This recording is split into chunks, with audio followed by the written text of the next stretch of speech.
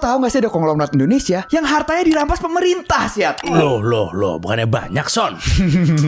Masa sih? Gue bakal ceritain seorang raja gula yang menjadi orang terkaya di Asia pada zamannya. Orang ini adalah Oei Tiong Ham. Dia ngewarisin perusahaan Qianguan dari bapaknya yang bernama Oei Qishan. Di bawah kepemimpinannya dia, perusahaan ini bertransformasi menjadi Oei Tiong Ham Concern atau OTHC. Jadi perusahaan konglomerasi terbesar di Asia di awal abad ke-20. Emangnya dari mana sih kekayaannya dia? Masa dari gula doang gitu kan? Bener, gak mungkin. Apalagi Gen Z sekarang udah gak suka gula kan. Nah awalnya itu dia ngeraup untung besar dari perdagangan opium yang pada saat itu dilegalkan di bawah sistem opium farm oleh pemerintahan kolonial Belanda. Ya keuntungannya diputer buat beli 5 pabrik gula di Jawa, Syed. Nah saking kayanya dia nih, Syed, dia itu punya istana seluas 80 hektar di Semarang gitu. Duit opium ini berarti ya dia. Kurang lebih ya awalnya, tapi legal.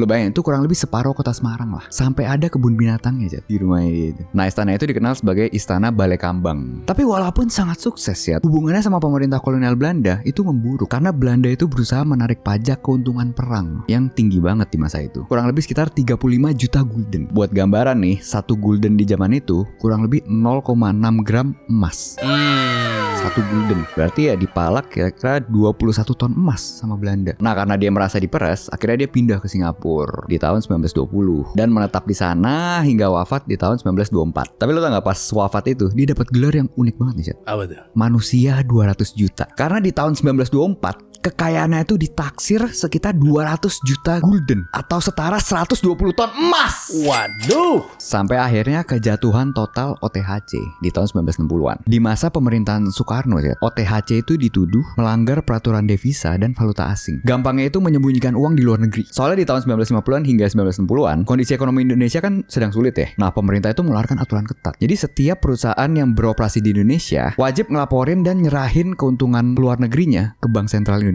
Ya tujuannya supaya pemerintah punya cadangan devisa lah atau mata uang asing buat ngebangun negaranya. Nah, karena pada saat itu para pewarisnya lagi di luar negeri, akhirnya mereka nggak bisa hadir ke persidangan. Di situ Pengadilan Ekonomi Semarang menjatuhkan vonis in absentia atau vonis dalam ketidakhadiran, di tanggal 10 Juli 1961. Udah tuh, akhirnya seluruh aset OTHC di Indonesia diambil alih sama negara, Jadinya malah nama Oei Tiong Ham itu lebih banyak dikenang di Singapura, karena ada Oei Tiong Ham Park, perumahan elit di sana gitu lah. Oh, dia sempat bangun perumahan juga kali. Iya. Sementara di Indonesia namanya sempat tenggelam dari sejarah gitu kan karena proses penyitaan tadi. Atau ya kalau mau lihat sisa asetnya sekarang itu udah jadi BUMN, namanya ID Food. Oh, gitu.